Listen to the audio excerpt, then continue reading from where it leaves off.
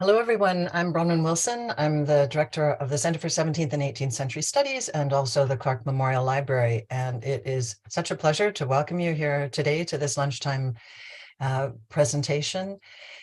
Before we begin, I would like to just underscore that UCLA would like to acknowledge the Gabrielino Tonga peoples as the traditional land caretakers of the Tovangar region. As a land grant institution, we pay our respects to their ancestors, elders, and relatives, past, present, and emerging.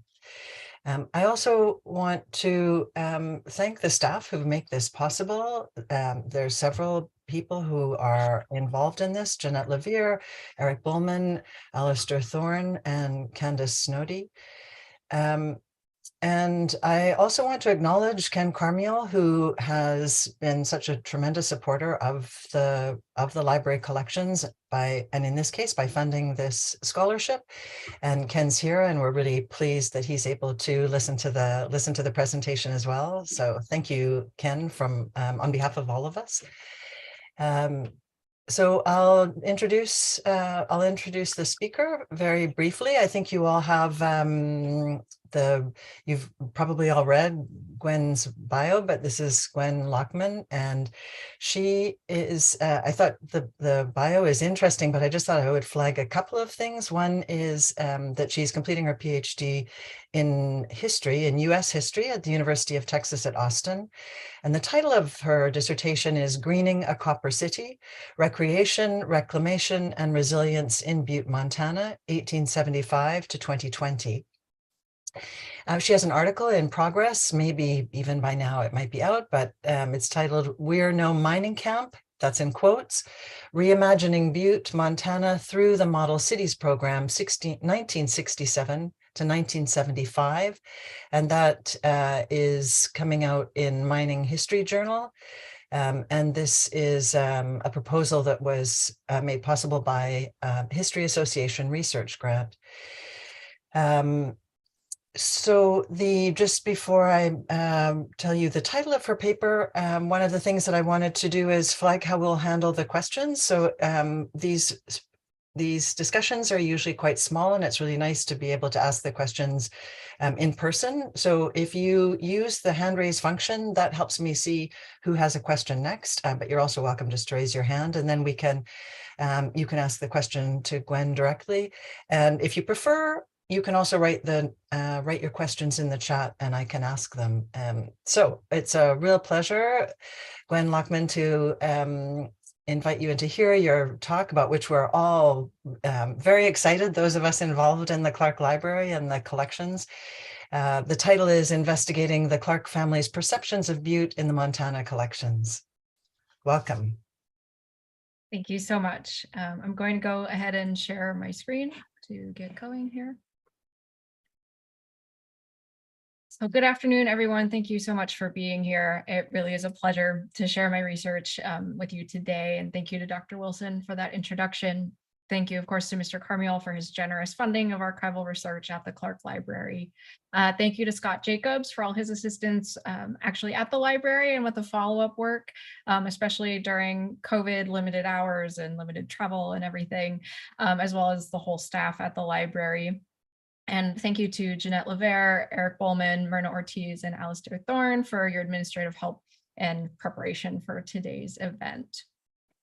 I'm also going to do a land acknowledgement. I'm actually in Washington, D.C. right now. So I am speaking to you today from the unceded ancestral homelands of the Piscataway, Powhatan, and Anacostans or Nacotchtank tribes. Land acknowledgements are important but imperfect ways for scholars to bring forth the importance of Indigenous histories and sovereignty, but do not do the important work of activists in the land back movement. With this acknowledgement, I encourage everyone to contemplate the politics of land acknowledgements and the physical, political, and social structures of modern society which rely upon dispossession. I will touch on this academically in my presentation today and speak more specifically to the dispossession of the Kootenai, Métis, Blackfoot, or Nitsapi, Salish Kalispel or Salish Kalispel, Shoshone Bannock, and the Cayuse, Umatilla, and Walla Walla peoples in what is now Montana. As a Karmiole Fellowship recipient, I came to the Clark Library to work on my PhD dissertation. The name kind of keeps fidgeting a little bit, so this is just slightly different on the years. So Greening a Copper City, Parks, Mining, and Community in Butte, Montana, 1879 to 2020. And I examined the century and a half of the copper mining city's history of cultivated open spaces, including public and private parks and gardens. I realize some here today spend most of their time thinking about the 17th and 18th centuries, given the nature of the center. So I hope this foray into the 19th and 20th centuries is a welcome detour for our hour together. In 1899, the namesake of the library and its benefactor's father, William Andrews Clark Sr., purchased and improved Butte's most beloved park, also called a pleasure resort, the Columbia Gardens. I will generally refer to the Copper King, former US Senator and patriarch, just as Clark today, but in cases when I discuss both father and son, I will refer to them as Senior and Junior, and William Andrews Clark III as Tertius, which was what his family called him. Historians and journalists have regularly credited Senior with creating Columbia Gardens in 1899, but this is actually a misleading conclusion promoted by Clark through one of his employees in the early 20th century, which I can speak more to in the Q&A. Early research for my dissertation focused on tracing the origins of the park to its earliest iteration, founded in fact in 1884. Along the way, I became more interested in how different actors in Butte, the territory and then state of Montana, and the West generally thought about land and how they used it.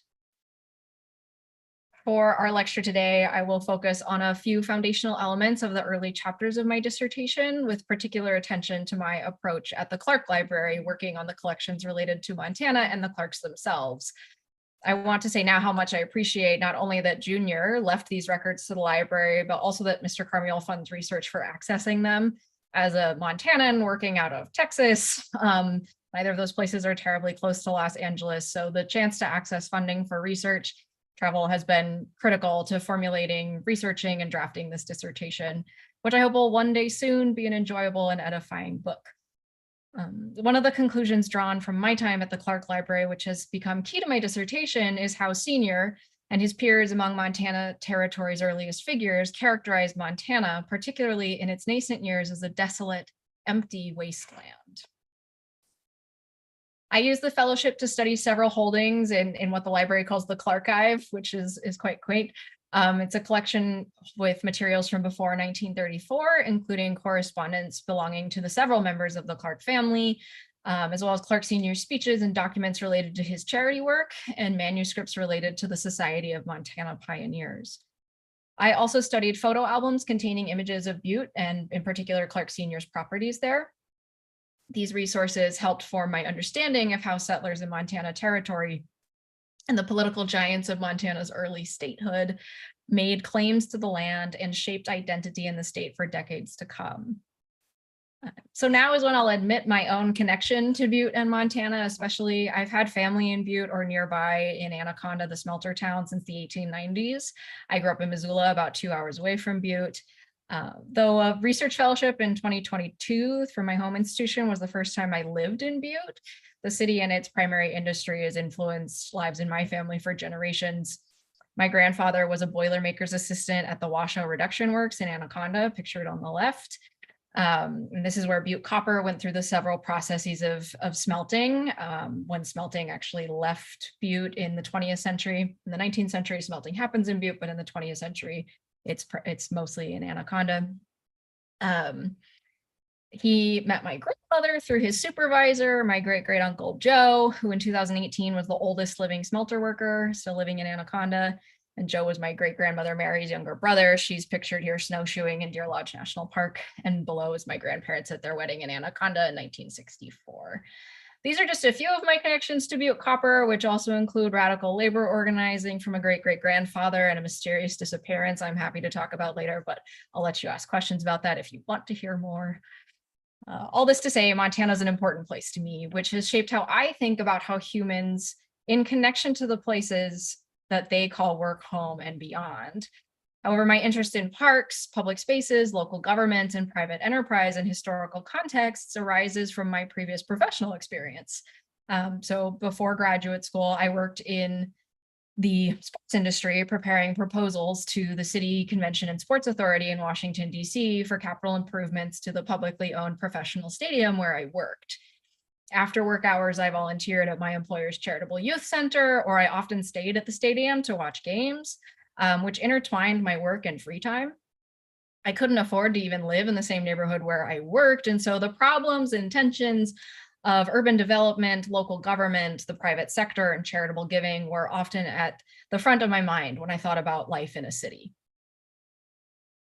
Now, Montana isn't a place many of us often think of as urban, with very good reason. The population of the fourth largest state geographically in the United States only passed a population of 1 million people following the 2010 census. And according to the 2020 census, our most recent, there are 7.4 people per square mile in this 48th most populous state in the Union. It used to be 6, so we're up quite a bit there. The largest city, Billings, had a population of about 117,000 in 2020, and Butte had just 34,000.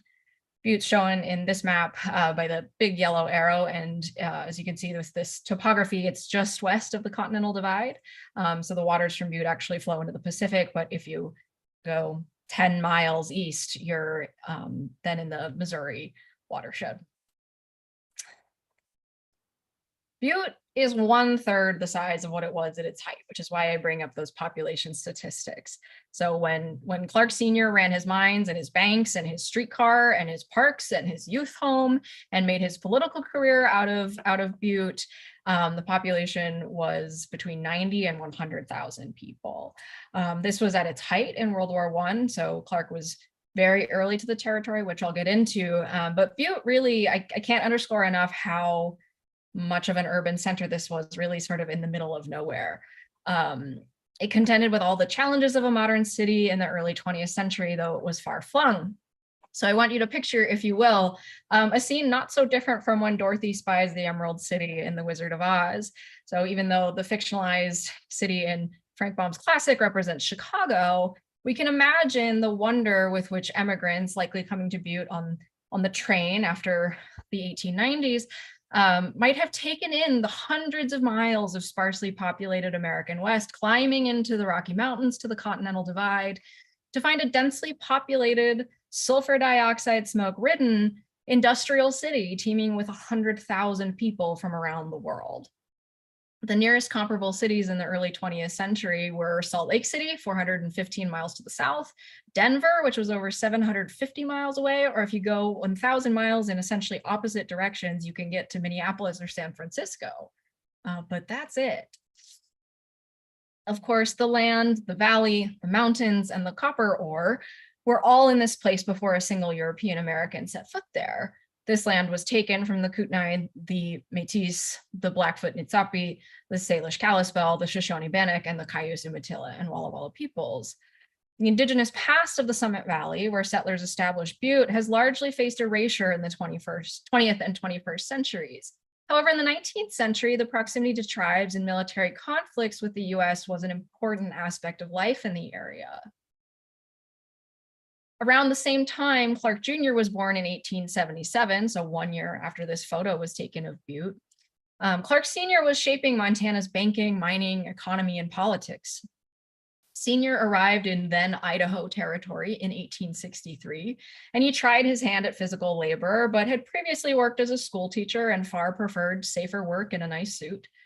His first business profits came from bringing goods for sale to the mining town of Bannock from Salt Lake City. So again, that 400-mile stretch about. By 1869, he had settled in Deer Lodge, 40 miles away from Butte, where he established a bank with his brother, J. Ross Clark. Clark, by 1873, was financing mining in significant ways in Butte, which had started as a gold and then silver mining camp. And then with the advent of the telephone and the light bulb and electricity, copper quickly became a very important commodity in the American marketplace. So this is Clark, Clark Sr., I should say, and we were having a discussion before the talk started about how Willem Dafoe really needs to be in a movie about Clark. His beard's a little extra in this image, but I think the bust on the right, which you can find in the reading room at the Clark Library, gives you a good idea there. And so this was one of Montana's political and economic giants, as we call them, copper kings. So at the Centennial Exposition in Philadelphia in 1876, Clark represented the state of Montana, and he delivered an address called The Origin, Growth, and Resources of Montana at the exposition. It was still a territory at that time. It became a territory in 1864 under President Lincoln, so it's carved out of Idaho territory. And it doesn't become a state until 1889. And I should note that Clark Sr. is very politically involved in the territorial legislature. He ends up chairing the Constitutional Convention in 1889. And then he has a sort of nefarious set of elections for the US Senate that, again, I can talk more about in Q&A, but I have pulled a few quotes from this speech at the Centennial Exposition that I think are really interesting and show Clark's conception of the West. So he opened the address with generalizations about Americans' conquering of the West and movement towards the Pacific coast. He began, quote, "The resistless advance of civilization in the New World during the century past affords a fruitful theme for the historian and a study for the sociologist. It has left its impress everywhere in the domains of science, art, and literature, and by its magic influence wrested the wilderness from the savage and transformed the desert places into fruitful fields, end quote. Clark and his fellow members of the Society of Montana Pioneers focused a great deal on what history they were making and how they wanted to be remembered. Clark emphasized this especially strongly in his address at the Centennial Expo in order to connect the project of Montana to the national narrative celebrated in Philadelphia that year. Clark and his contemporaries in Montana also celebrated the dominion of man over nature, the seizure of control from Indigenous people, and the production from places previously unutilized in the market economy. He furthered his commentary on the economic value of the West and the financial success of the men who capitalized on it. He said, quote, "The dream that there lay only the desert and desolate mountain creations has dissolved into wakeful realizations of exuberant fertility and dazzling wealth. And thus, through the lapse of 100 years, the expansion of state, population, and wealth has widened steadily and reached a culmination of greatness, which is creditably illustrated in the wonderful exhibition here presented to the world of our resources, skills, and capabilities," end quote. Of course, these statements could apply to much of the West and could have been spoken by a number of important men. But we can fit Clark's perspective within a pattern of characterization particularly necessary for extraction in the American West, and in his case, in Montana and later Arizona. It was common in territorial Montana to refer to the US as the states, as if it was a foreign place separate from the territories. This speaks further to the colonial nature of territorial politics and markets, wherein resources in the hinterland serve the nation as an inferior place in the socioeconomic ladder of an American identity. Justification for extractive resources, particularly in the West, often relied on the classification of land as desolate or a wasteland by American pioneering immigrants. The assessment of wasteland had nothing to do with beauty or inhabitability, but rather remarked on what Americans perceived as a lack of development of civilization on the part of Indigenous peoples. Tracy Voiles details the political economy of extractive resources in the American West in her book, which I highly recommend. It's Wastelanding: Legacies of Uranium Mining in Navajo Country. She theorizes how settler colonialism creates, quote, "wastelands of many kinds, which are constituted through racial and spatial politics that render certain bodies and landscapes pollutable," end quote. Settler colonizers delegitimized Indigenous populations by determining native use of the land as wasteful, and then the colonizers proceeded to exhaust the land through extractive industries and agricultural practices, which valued immediate financial return over long-term soil health. Settlers then rendered the land unusable for agriculture or other necessary infrastructure. This logic of dispossession set in motion the political technologies white settlers leveraged to transform the American West from an unknown and wild place to a fantastical, white, masculine place rife with mystery and myth. And Clark even mentions magic in his speech. So there's really sort of a divine inspiration behind this, or a mysticism to it. After all, the American West was crafted through stories sent east. It's not inherent. It's not inherently West. Depends on where you're standing, whether or not it's West. And something I really had to grapple with as a person attached to the place of Montana is that when Clark gets there, there's no such thing as Montana. So how is Montana created, and how do we attach meaning to it? Wastelanding also creates a hierarchy wherein nature exists for humankind to tame it, to cultivate it, and exploit it. The colonial logics of wastelanding, of human superiority over nature, of the lure of white Americans west were key tools for the creation of Montana Territory. Meriwether Lewis and William Clark, a William Clark of no relation to Senior, Junior, or Tertius, but nonetheless part of the Corps of Discovery. So ordered by Thomas Jefferson, the Corps of Discovery first defined the American sense of the place that became Montana, the place that became the West. Indigenous peoples and European fur traders knew the land far better than Lewis and Clark did, but through the Corps of Discovery, the pair and their companies surveyed the newly American Louisiana Territory, which is what all of this was at the time. And I should say this is 1804. They kept extensive records of their journey at Jefferson's request, himself a published surveyor of the state of Virginia. And Jefferson's mandate dictated that the men record the geography, plant and animal life, mineral resources, climate, and indigenous peoples of the new American West. So even though we think of Jefferson as champion of the agrarian farmer, of the yeoman farmer, he's also thinking about extraction and resources in important ways. Regardless of whatever measurable national impact the Corps of Discovery had, the Lewis and Clark expedition was central to the formulation of territorial Montana in the minds of men who came to continue the work of their American predecessors, including William Andrews Clark, Sr. The staying power of this work is remarkable and shown here in a few example works of Montana's most popular painter, Charles Marion Russell. And the Charlie Russell Museum is in Great Falls, Montana. If you don't know them, really worth a look. But these paintings are from the late territorial era in the 1880s and the first decades of statehood. This center mural on this slide, it actually hangs in the Montana Capitol in the chambers of the House of Representatives behind the speaker's dais. So this image is very much something that is still attached to Montana identity and politics. Clark spoke directly to the connection of contemporary Montana in the 1870s to Lewis and Clark. In the 50 years following the expedition, he said, no civilized man claimed the land. It was not until gold mining began in Montana, not far from Butte at Gold Creek, that the Jeffersonian mission of accounting for and using resources resumed. This reflected not just the agrarian farmer, like I said, but an industriousness of resource collection. A certain class of men fit enough to survive tamed the land, according to Clark, miners and mountain men.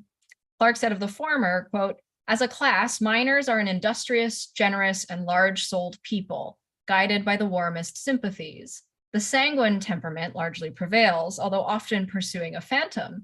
The pursuit is animated by an earnest, hopeful, and self-reliant ambition. Of mountain men, he said, quote, there are hundreds of men infatuated with the wild freedom of those lonely regions who live in the mountains, far away from human habitation, and subsist by their skill in the use of the gun and trap, end quote. This is interesting to me, since the same skills Clark lists here were not so different from how he and his contemporaries simplistically characterized indigenous people, but it was worth celebrating when it was done by an American. Clark led a charge of volunteers from Butte in an unsuccessful attempt to join the Battle of the Big Hole, a conflict between the US military and the Nez Perce tribe in southwestern Montana in 1877. It's about 30 or 40 miles from Butte. And he misses the fight. The whole company gets there too late. But Clark was a part of this class of men in territorial Montana who were gaining political legitimacy by taking part in the conflicts between the US military and its original tribal occupants. So these lines that Clark draws in his speech are not theoretical for him. They're very practical. They're something he's taking part in and his peers are taking part in. Most of the members of the Society of Montana Pioneers would have at some point come in conflict with a tribe. And the defeat of Custer at the Battle of Little Bighorn in 1876, one of the most consequential battles in the history of Montana, it was very fresh in the minds, and it's all over the front pages of the Butte papers in the 1870s. Like his peers, Clark both legitimately sought to seize Montana from tribes and also sought his own legitimacy through this kind of triumph over nature and the naturalistic people he perceived as incapable or unwilling to tame the land. In studying how self-titled pioneering men formulated and justified populating the land as settler colonizers, my work builds on that of my advisor, Erica Basumik. She has a great new book out, The Foundations of Glen Canyon Dam, Infrastructures of Dispossession on the Colorado Plateau. It's maybe of particular interest to all of you in California. But Dr. Basumik argues that infrastructures in the American West literally stand as physical improvements resting on the legal, social, cultural, and physical seizure of land from indigenous people. And in the case of the dam, actually takes indigenous knowledge of water and co-ops it in very interesting ways. This also deals with the LDS Church. Again, I highly recommend to read. But she writes, quote, settler colonialism destroys to replace through the transformation of colonized land. The settlers thus seek to replace indigenous people on the land and take indigenous resources as their own, end quote. And I'm thinking about this less in context of the mineral resources because the copper in Butte is not native copper. So when you pull it out of the ground, it doesn't look like copper. It's bonded in these different kinds of crystals, and you have to burn it down and smelt it. So there's not a lot of indigenous metallurgy with copper there, but the use of land and the idea of used or unused or civilized or uncivilized is what I'm thinking about here. So by putting together the work of Voiles on Wastelanding and Busumic on infrastructures and dispossession, I then analyzed Butte settlement and development in the context of its ecological surroundings and human intervention. And so my dissertation shows how the conception of barren land collided with the environmental impacts of industrial mining, combining to tattoo Butte with a connotation of ugliness derived from both settlement and extraction, that is, infrastructure and capital. And when we say capital in Butte, we usually mean Clark. There are several other valuable speeches and histories written and collected by Clark Sr. in the collections, but I do want to move on to images now so that we have something to look at and think about. And we've discussed wastelanding, so I want you to keep that in mind, what wasted space would look like to Clark, to his family, so maybe to Junior. And I'm going to be much more specific about Butte's land use in and about the city, particularly how the issue of ugliness arises and sticks in Butte. So this is an 1893 map of mining claims in the Summit Valley. That's what the mining district is called. It's what the valley is. It shows that mining claims far outstrip the size of the city of Butte, which the town site is just circled in red here. But the mining district expands to fill much of the valley. So that's the incorporated town site from 1879, circled in red. And this map shows how mining created a patchwork which disregarded the urban footprint of the community and instead prioritized underground mineral wealth. Regardless of what buildings came and went above ground, this invisible network of rights to the earth could surpass in importance whatever lay on the surface. The valuation of land and distribution of mineral rights also indicates the transformation of a geographical area into assets. Mineral deposits do not obey the outlines of imaginary surface polygons that we have here. They follow geological formations. Still, early miners carved out their claims in these angular plots, which did not even follow topographical logic. So what logic is this? It's a colonial logic. The use and division of land in Butte was a political and economic project which could change depending on who held power in a given era. The location of mineral deposits dictated where an industrial population set on extracting certain wealth might live. In Butte, neighborhoods generally coalesced around mines. The city's mining district is centered on a steep hill with a 1,000-foot elevation change, so proximity to the mines made for more reasonable commuting by foot, particularly in Butte's bitter winters, when the temperature difference could exceed 100 degrees between the mines, where below the earth it's topping out 90, 95 degrees, and the surface where the temperature drops well below zero in the winter. And Butte is windy. You're on the side of a steep hill face at the top of a mountain range. It is very cold in the winter. My eyelashes actually froze on my walk to the archives one day. It was a 2-block walk. So the central business district and city directly above the the result was a central business district and city residential areas directly above the eventual 10,000 miles of tunnels below, all of which are held up pretty much only by arsenic treated timber. And that timber is still what's holding up all those tunnels now. This is relatively unusual for urban development in mining communities, or at the very least, it's not the norm. Often people would create settlements removed from the bulk of mining work, as in these examples in Leadville, Colorado on the left and Jerome, Arizona on the right. Though we see Jerome within several mining claims and different property rights, if you look for the mine shafts, which are the small black squares, they're not in and about the streets. They're outside of town. And this would be generally what made sense, although there is a certain lasting cultural image for those of you who have seen or are fans of Paint Your Wagon. If you've ever wanted to see Clint Eastwood sing and you haven't, highly recommend. But the 1969 film where there's a extensive mine collapse scene and the entire town of No Name City is gobbled up by shallow mining tunnels beneath it. I can get into actual subsidence issues or subsidence, sorry, not subsistence, subsidence issues in Butte where cave-ins happen. But I'll save that for a Q&A if anyone's interested.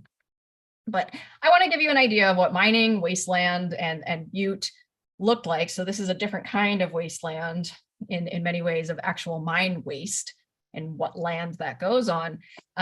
So I'm going to share a few of my favorite images that I found in the collections at the Clark Library. What captured shows us some of what interested Clark Sr. about his properties in and about the city. Though not taken by Clark, the preservation of these specific photos creates for posterity a visual narrative which dictates our understanding of what Clark Sr. and likely, at least from time to time, Jr. and his siblings, maybe even Tertius, saw in Butte. I've edited these slightly, just adjusting brightness and contrast in the hope that they're easier to see during the presentation today.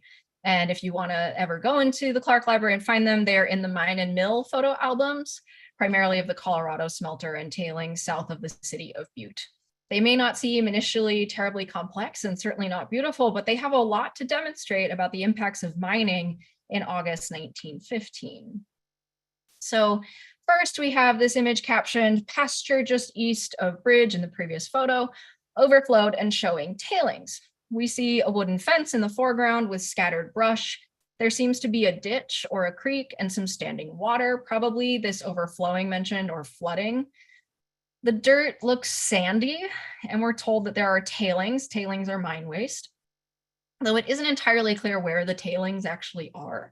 They might be ubiquitous, scattered by overflowing water in the pasture. So you could give this as sort of the whole film on the surface being tailings, or it might be small pockets. I'm going to guess that with a flood, the water would carry tailings, and the tailings are quite heavy.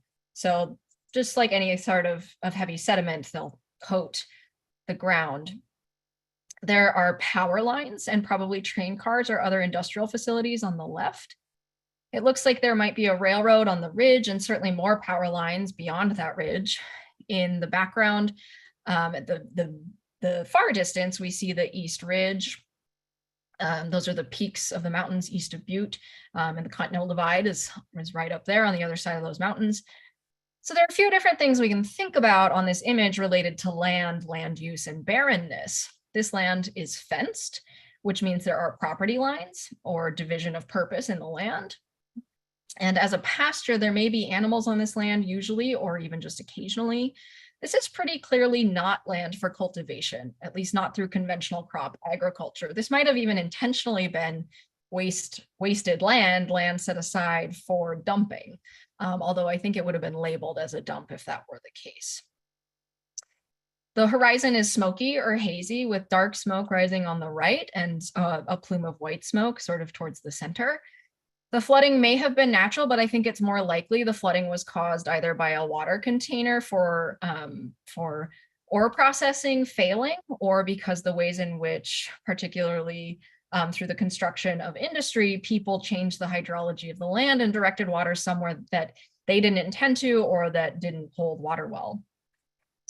I've not yet identified the specific flood. These photos are dated August 2nd, 1915, but there's no mention of a flood in the paper for the 2 months on either side of that, which could mean that this was something fairly routine or maybe even intentional. I think with the photographs, it wasn't intentional, but since this was actually sort of in a rare instance further from the city, that it might not have warranted news in the same way. I'm still looking into this and I'd love to find and unlock this secret and let you all know, but I'll just stick with that for now. This is a good opportunity regardless to juxtapose these ideas of wasteland, because with a modern eye, this land does not look particularly well used. It's certainly not well maintained or healthy. We might think of this as a wasteland, especially when we try to imagine how someone arrived in the 19th century to see these landscapes. These are photos from neighboring Deer Lodge Valley, where Clark had settled before being in Butte. And we see, especially in the image in the center, natural grasses. They are golden, they're kind of brown. Maybe they're not, hinting at a kind of verdance with water, but it's beautiful.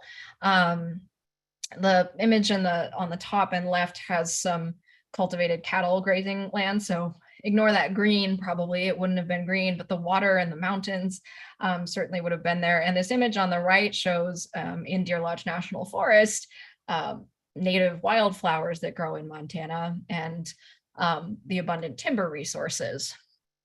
So, of course, I don't mean to be entirely presentist by bringing in contemporary images, but just to think of the power structures over time and the values and economics of resources in the 19th century versus how we conceive of natural resources now, how we think of conservation. So I bring up natural grass because it was not seen as particularly useful at the time. This next image caption reads, "Another view of pasture showing tailings on grass." So again, we have more mine waste, we have grass, but this isn't green yard grass. This is natural native grass. The view is turned slightly more northward than the previous photo. And if any of you have been to Butte, which perhaps you haven't, or if you know photos of it, there's a low V in the mountains in this image towards the center. And at the base of that was where Columbia Gardens was. If you go to Butte today, this is where the Berkeley Pit lake is, which was the Berkeley Pit open mine. It's now the largest Superfund site in the United States, and my dissertation gets into that. Happy to talk about that, but that happens in the 1980s, so 75 years after this. The features in this photo are fairly similar to the previous image, except that we see thicker natural grasses and a bridge, most likely for the railroad. We see a lot more native grasses, but it was probably diminishing in health, given that it's been flooded with mine tailings.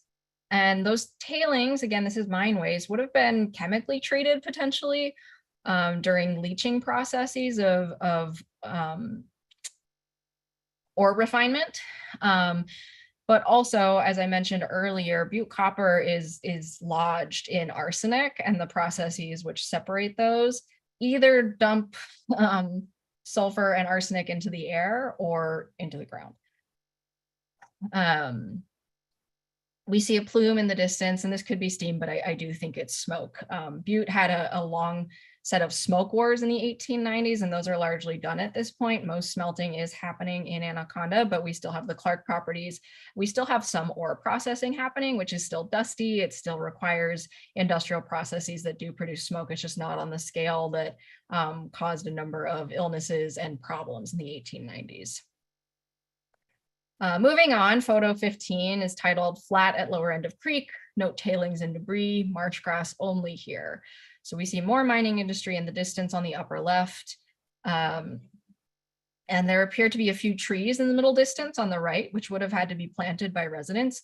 I'm working on some historical tree planting initiatives and gardening historically in Butte in a chapter of my dissertation, if you're interested.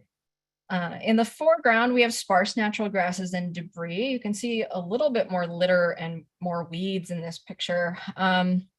And the debris probably was carried by the flood in question, but could have been dumped. Notably, we don't see fences in this image like we did in the last photo. So it may be that this land wasn't actively used for anything, where the owner, who again is Clark, wanted to keep anything off the land or fence it in. Now there's probably fences further on, but it means this section of land isn't subdivided into specific use in that kind of way. And there's very little improvement on the lot. We don't see industrial structures here. This image is particularly striking to me when we think about waste and water and where people live, because this is a photo of an outhouse washed down by floodwater. It's in pretty close proximity to buildings, which appear to maybe be residences. And we have it leaning in slowly moving water. I think the water does appear to be moving, but there's quite a bit of it there that normally wouldn't be. This isn't a normal standing creek. Finally, we do see animals on this land that suffered during the flood. The caption tells us this was a pasture. So either it was commonly used for animals or was temporarily used as a pasture in this image. There appears to be enough brush for the horses to graze, but again, this raises the question of mine waste and potential harm, or at least impact on animal life. And there's a long history of animal labor in Butte, particularly mules used underground. But these horses, we don't entirely know what's going on, but having them out in this pasture does raise important questions about health. In a very basic sense, these photos have been important for my formulation of a historic understanding of Butte. Images of the city in the 19th century are quite limited, but they do give us important connections to Clark's past in the 19th century. I'm running a little late here on time, but I do want to quickly talk about actually Clark and Junior and Tertius, as well as Junior's sisters. So I won't get too deep into it, but the Columbia Gardens is a park I mentioned early on. This is Butte in 1904. It's very densely improved with buildings, both residences and industrial buildings and businesses in the central business district. There's a lot of industrial smoke, and way off in the right, under the mountains, we have this very small illustration of Columbia Gardens. And it's sort of what you would expect of a turn of the century pleasure resort. We have a pavilion, a ball grounds, picnic grounds, walking paths, and a lake. Oops. And here are two pictures. One is of Senior, Junior, and Tertius at the gardens, and the other is of Senior with Andre and Huguette. Clark Sr. is usually described as a ruthless capitalist, an egotist, and unscrupulous. He was unconcerned with making friends in business, but I think it's oversimplifying and really unkind to think of him as heartless. He cared a great deal for his children and for children in the communities that he made money off of, especially in Butte. His correspondence with Junior, which is held at the Clark Library, suggests a loving relationship, I think, and concern about the growth, development, and education of Tertius. Senior's will provided amply for his unwed daughter, Huguette. She famously lived an extremely long and lavish, though reclusive life, passing away only 12 years ago. Unfortunately, Andre on the left, the sister to Clark Sr.'s left, died from meningitis in 1919, the week before her 17th birthday, but Sr. established the Andre Clark Bird Refuge in Santa Barbara, California in her honor. He, that is, Clark Sr. outlived 4 of his children, 2 of whom died under the age of 5, and he was deeply affected by the early death by illness of his son, Paul Clark, who died at 16 in 1896. Paul was thus 3 years younger than Junior. And Senior created a children's home and orphanage in Paul's name in Butte. He visited with the children at the Paul Clark home and brought them to Columbia Gardens frequently. I think it would be naive to suggest that Clark had no clue that charitable giving might help his public perception, but I don't think that that knowledge means necessarily that he did not care about the causes to which he gave money. He didn't have to attend Children's Day. He didn't have to be a presence at the Paul Clark home, but he very much was. He seems to have also had an amicable, or at least relationship with his mother, or he admired her, and he created the Mary Andrews Clark Memorial Home for working women through the YWCA in Los Angeles. And I forgot to mention, actually, nope, I didn't forget to mention, I mentioned Andre's Bird Refuge, pardon me. So the Clarks were tied to Montana primarily only in their investments. The children spent some time at Columbia Gardens with their father. While they spent some time in the Montana city, they made New York, Paris, and Los Angeles their homes far more than Butte. Perhaps this was because it was in the hinterland further from national economic centers, cultural institutions, and elite education, or perhaps it was because Butte was ugly, and in the artistic centers of the Western world, Senior and Junior could indulge in their shared interests of art, to which the Clark Library is just one testament. So I will end there. Thank you so much. Here is my email. It's just my first name, last name at utexas.edu. And I am really looking forward to your questions, and thanks for your patience. I just love talking about the Clark family. So thank you. Thank you so much for a really wonderful talk. And I mean, especially for those of us with connections to the Clark Library and the center, it was really fascinating. I'm sure there are lots of questions. So, but I thought I would start it off, if that's okay. I'm actually particularly interested in this, as I mentioned when we were first talking, because I'm looking at mining and extraction of resources in Italy and well, globally, but in the early modern period. And so I'm familiar with a lot of the sources that you're mentioning. And then I'm also, I do a lot of assessing of postdocs and so forth. And one of the things, as you know, about this particular kind of area of research is that it is something that's very interdisciplinary. There's historians like yourself, art historians, people who are literary scholars, and it strikes me as an area where one really needs to think about what the actual methodological intervention is that we're doing as individual scholars. And I was kind of struck. Now, I know we asked you to talk about the resources in the Clark, and that was great. So I know this wasn't something where you were really fine, delineating carefully some of the methodological aspects of your research. But as a historian, I'm wondering if you could kind of maybe just speak to that a little bit, because I kept being intrigued. Obviously, since I'm an art historian, I was intrigued by the photographs and with the different perspectives that were used in terms of not only in the photographs, but also of the maps. I have questions for you later about the design of the park. But I was also struck by the language, the kind of use of language being very interesting. And there was one phrase in particular that was in the lecture that he gives about desolate mountain creations, that I'm wondering if there's something that you're looking at in terms of the actual language that is used to describe Butte and the area, or if it's something that's more of an economic history, or if it's about, like, there's so many different things you presented. So I know that's like a lot of dimensions to the question, but really kind of where is your particular knife edge through this? Sure. Yes. Thank you for giving me a chance to speak more broadly about my project. Like you said, I did focus on the Clark resources, but my broad project is really about parks and about the different forms that parks take over 150 years because of mining. So when I say because of mining, I mean capital from mining, so Clark's fortune. I mean repurposed surface lots of mines that are no longer in use, that are donated to the city for really sort of vernacular recreation. I mean the development of a bureaucratic park system. And I especially mean historic preservation of mining sites and working within the bounds of the Environmental Protection Agency and Superfund. So I think one thing that's methodologically different about my project from a lot of work about the West is that I'm talking about municipal parks rather than national parks and conservation, which is so much of our conversation about the West, especially federal government. And, you know, we talk about, well, can there be mining in national parks? Can there be cattle grazing? And those are extremely political issues.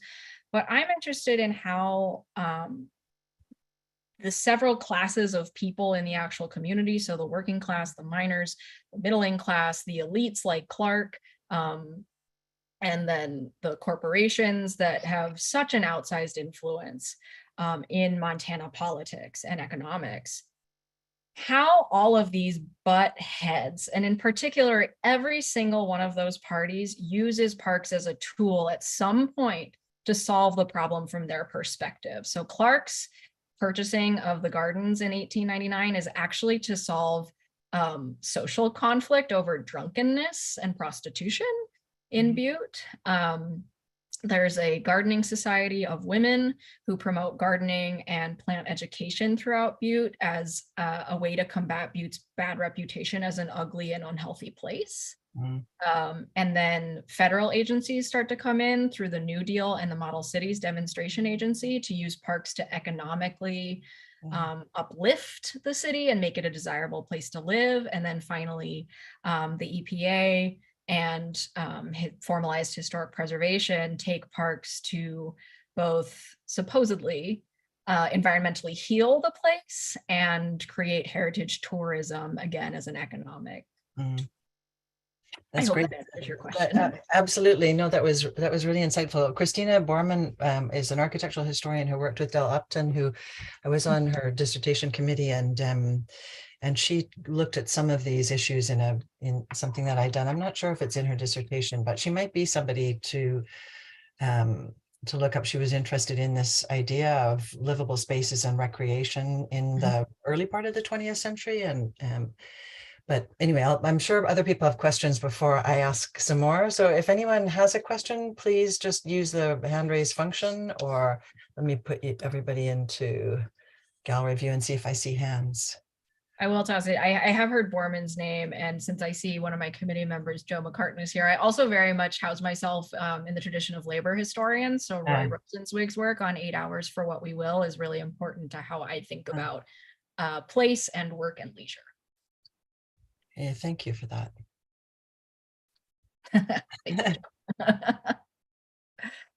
So, oh, there's one. Okay, great. So Cole first and then John.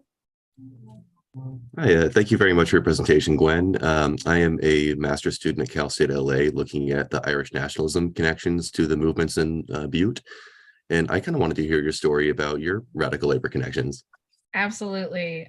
So my great-great-grandfather, Owen McCabe, immigrated to the US in about 1892, comes to Anaconda, Montana, marries another Irish immigrant. And he's a socialist, he's a wobbly, so he's in the industrial workers of the world. He runs for leadership of the Western Federation of Miners. So if you're not a labor historian, Butte is a pretty big actor in labor history. And as Cole mentioned, for Irish immigration, the Western Federation of Miners is founded in Butte in the 1870s, and it is local number 1. So my great-great-grandfather ran for leadership. He actually gave a campaign speech at Columbia Gardens in 1909, and he acted as a delegate for the local to the national convention.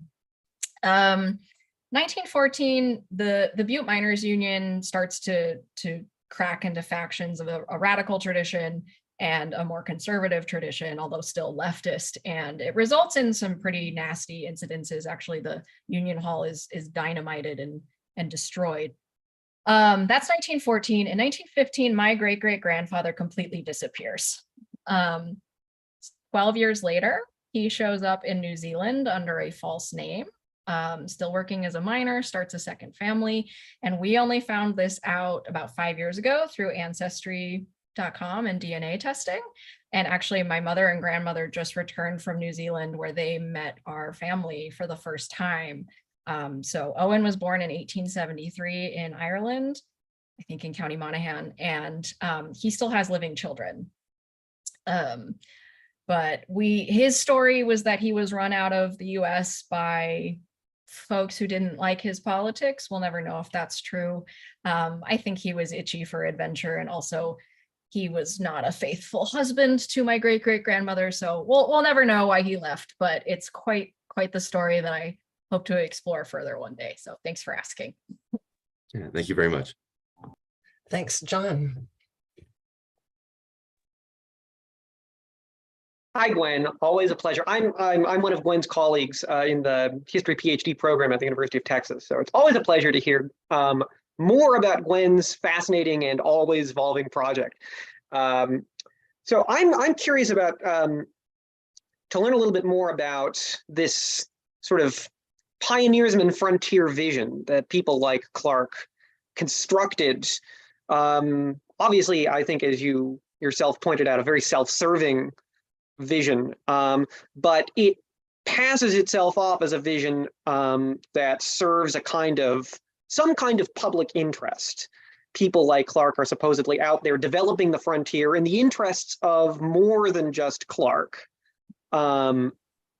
And so I'm interested in hearing a little bit more about the public whom Clark was trying to address and maybe co-opt by means of these sort of evangelical statements, like the one he delivered at the 1876 exposition, for example, in Philadelphia. And being somebody who's really interested in the progressive era, which is obviously a little bit, coming 20 or 30 years after the 1876 exposition, but approaching rapidly, how definitions of who was served and how they were served by development of the type that Clark presided over, how this idea might have been contested. Were there other understandings of the public and the public interest and the exploitation of land and resources that pressed against or contested the vision that Clark presented of these sort of frontiersmen exploiting the land in this way? Yeah, that's an interesting question. I don't know that there would have been much contestation of this narrative by any American or European American settlers in the area. I think, his view is nothing controversial. Like I said, you could probably fill in someone else's name, find another speech, and find almost identical language in another state in the West or from another presenter at the expo. It's not terribly unique in that sense. As far as who the public is, when we're back in Montana, it's certainly not Indigenous people. That's not counted in who is public. I should note that Clark owned multiple newspapers, particularly the Butte Miner, so he's very in control of narrative. And as far as what I know about what a public might have thought, that's sort of the best resource, and it's still something that's really heavily influenced. Any contestation towards Clark is really coming from his adversary, Marcus Daly, who's another mine owner. He's an Irishman who actually worked in the mines, came straight from Ireland, is much more chummy with workers, is perceived as a nicer person, and they are just deadlocked against each other, in part because Daly just doesn't want to see Clark have any power of any kind. To be very simplistic, it's sort of an Aaron Burr, Alexander Hamilton thing, but that's way oversimplifying.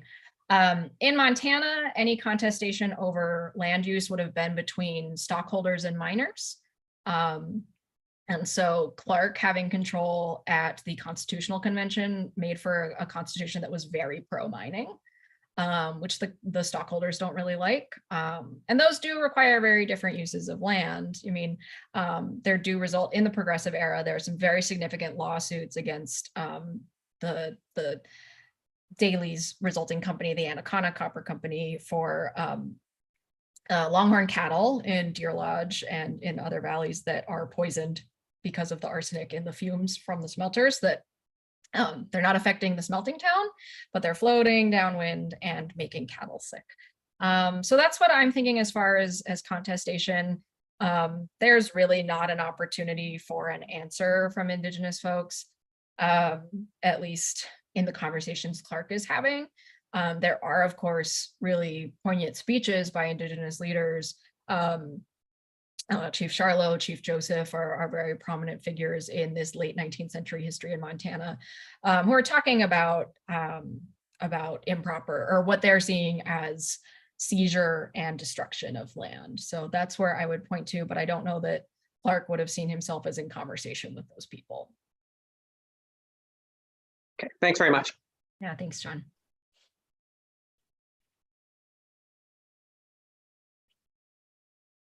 Sorry, Becky. Yeah, hi, I'm Becky Fenning Marshall. I'm the Manuscripts and Archives Librarian at the Clark, and I also manage the Clarkive. And I could talk about the Clark family also for hours and hours. I'm not really sure that I really have a question for you, but I just wanted to thank you for this because it's given me so much to think about.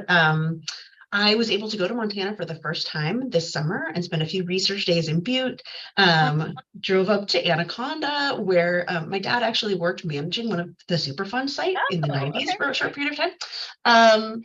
But I think, well, first of all, one of the things that in Butte, I was there with my family, we really enjoyed the parks that are there now. There are some fantastic parks with playgrounds that far surpass anything that exists in the city of LA. So thinking about that, with this historical context in mind too, is super interesting. So I just wanted to say that. And then thinking about what you were saying with regards to the way Clark and other people like him were, trying to push this vision of the West as wasteland, or, the landscapes that now we see as beautiful as just, desolate, empty space, has really interesting implications for, I think, the work that we're doing right now at the Clark with our grounds, which, since you've been here, it's very European inspired landscaping, right? And so we, like many people in LA who have gardens and grounds, are thinking about ways to sort of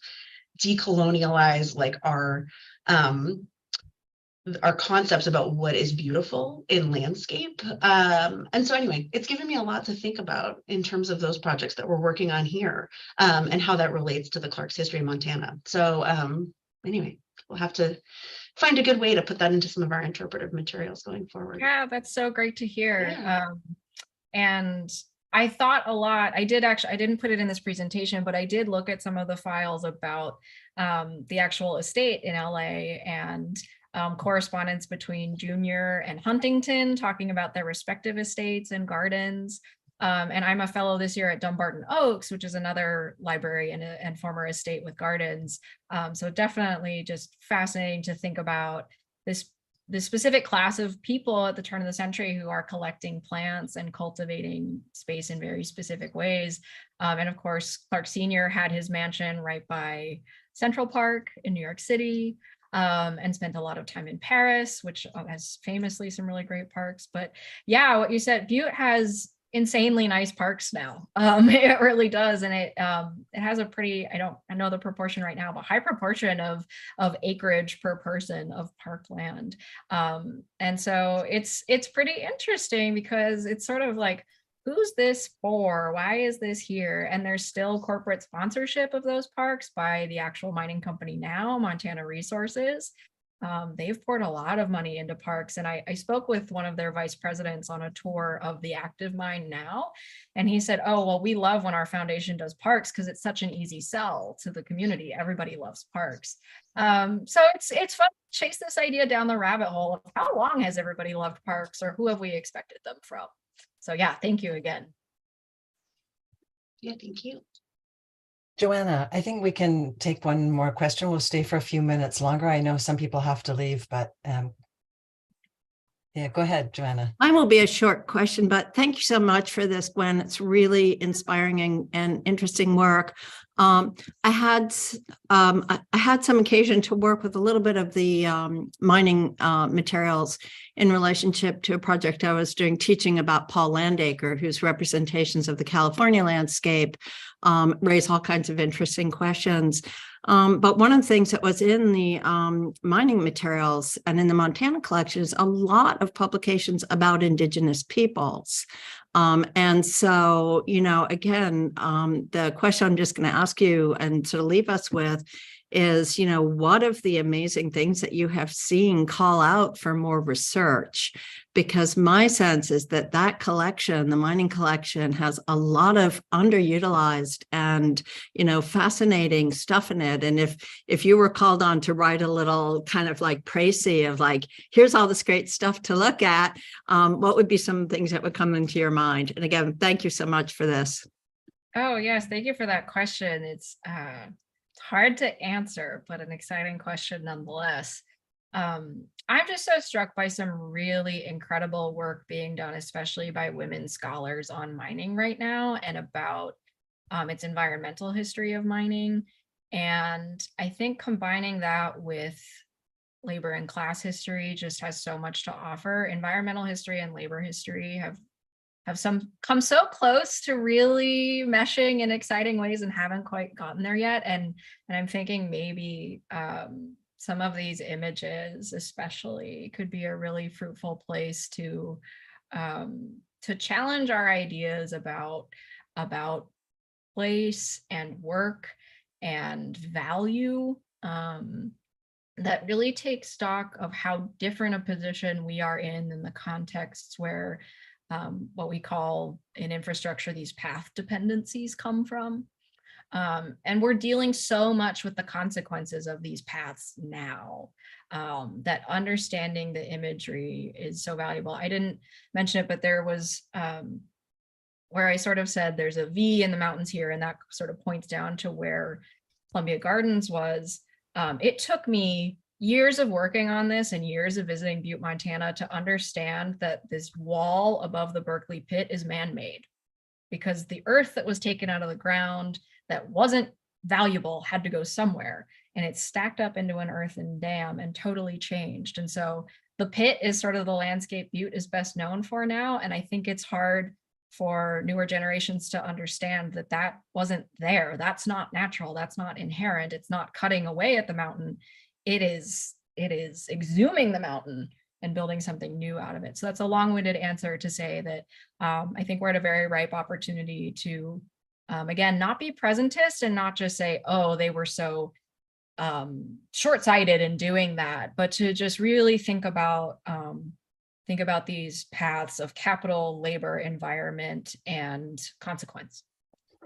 Could I do a quick follow-up if you have a couple of minutes in relation to thinking about Indigenous peoples? And one of the things that I also found really interesting that Joanna's question, at least for me, there was a connection, is that in your talk, one of the things that is really clear about the kind of history of Montana is the relationship to the different kind of borders and the way that borders are created by land formations. Obviously, you're talking a lot about the continental divide and thinking about how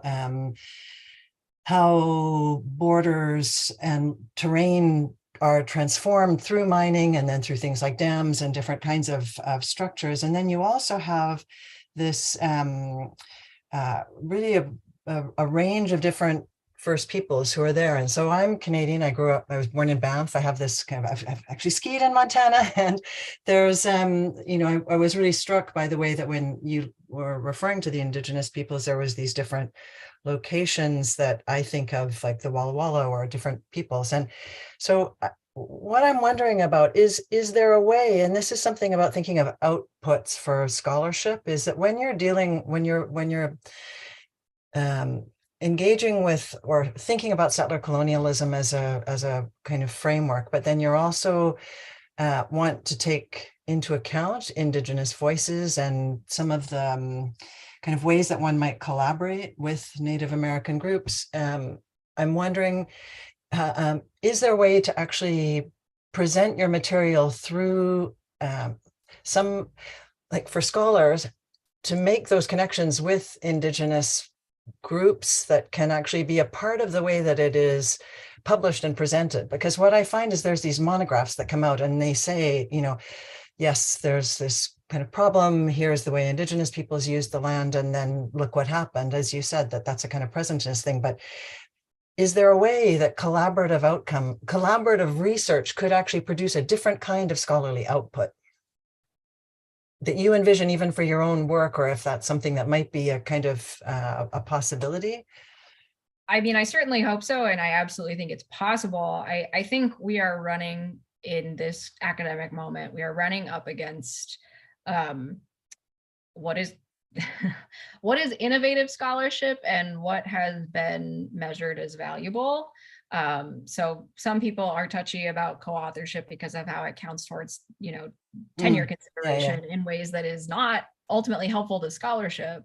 But you know, I come at this as a late stage graduate student looking at a job market going, how much do I get to innovate?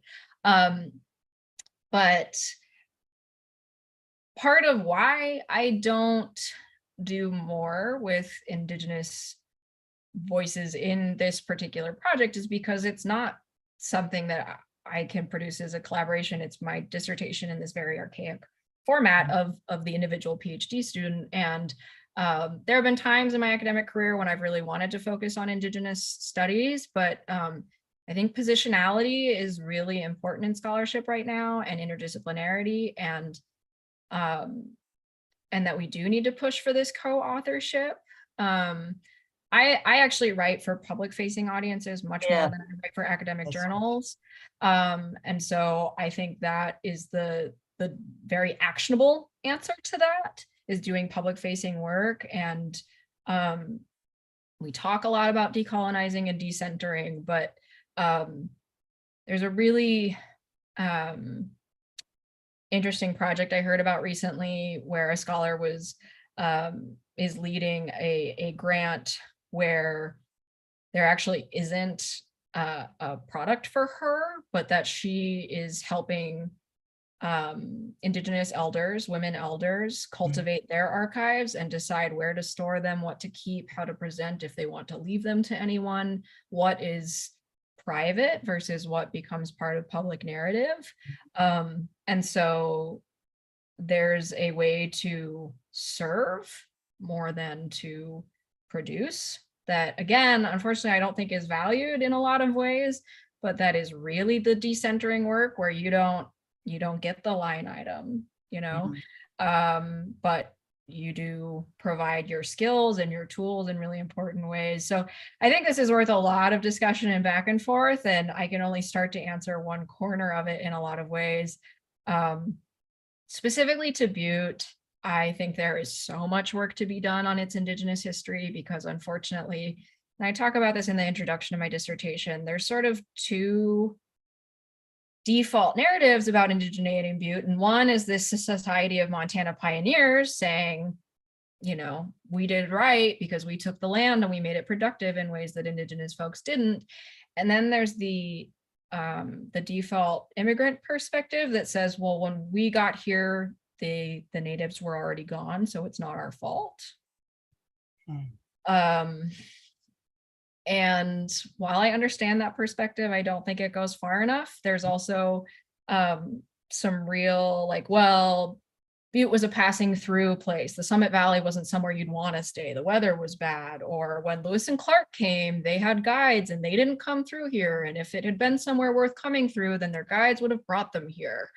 And I think those are really convenient excuses. I think Butte poses an archaeological issue because, I mean, 10,000 miles of tunnels. It's hard to imagine that nobody found anything, and they certainly didn't excavate and examine it in important ways. And now that it's a Superfund site too, that adds a whole nother layer. I should say though that the tribes in Montana do have very rich cultural resources in their own record keeping. I think we need to do a lot to get white scholars to take Indigenous scholarship and ways of knowing more seriously than they have. And I think there's been a lot of really great work done on that, but I think there's still a long way to go. Yeah, I was thinking just about, that was a great answer. So thank you for that. But I was thinking about the fact that it strikes me that because of the labor history, you're really thinking about people's voices, and that there could be something really interesting about a kind of ethnography of like speaking with elders in the community that would actually produce a kind of another narrative that might be incorporated. I don't know, but I really like your idea of the public facing side of that being one avenue. And then the other thing, just as a kind of a follow-up, was the photographs. I was really struck by the indigenous grasses, and that there's actually a way that the photographs have this other dimension that is not just a kind of representation of the, I mean, you referred to that, so obviously you're aware of that, but I think that there's something about the fact that you're using sources that are produced for one particular function, the photographs, that there's other ways that those photographs convey dimensions of the landscape that I think could be really interesting as another form, not for you necessarily, but as Joanna was suggesting, that there's other ways that the resources that are in the Clark Library actually have tell so many different stories, you know, and I was so glad that Becky could be here as well. So anyway, thank you very much for what was really illuminating for many of us. And also thank you again to Ken Karmiole for the funding, and also to all of you for participating. It was really wonderful. So thank you. Thank you.